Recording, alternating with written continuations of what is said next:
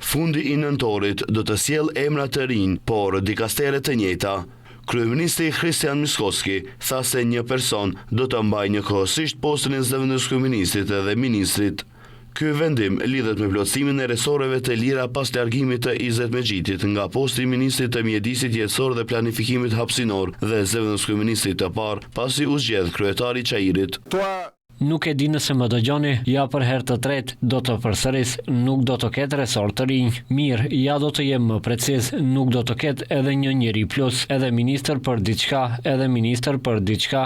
Ndërkaq, i pyetur se kush do të jenë këta emra të përveçshëm që do t'i plotësojnë këta funksione, Mickoski tha se gjithçka do të dihet të hënën, ndërsa nuk mohoi emrat e figurave të cilat janë përfolur në opinion tash e ca javë.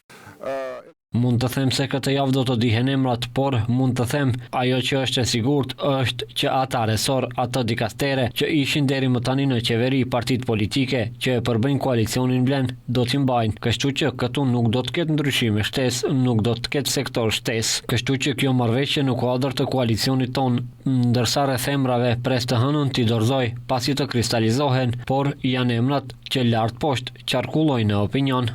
Kujtojmë se nga koalicioni Vlen tashmë është prezantuar zyrtarisht Bekim Sali si kandidat për zëvendëskryeministër, ndërsa në pozitën e ministrit të mjedisit jetësor dhe planifikimit hapësinor, në opinion po qarkullon emri Muhamet Hoxhës si kandidat i mundshëm.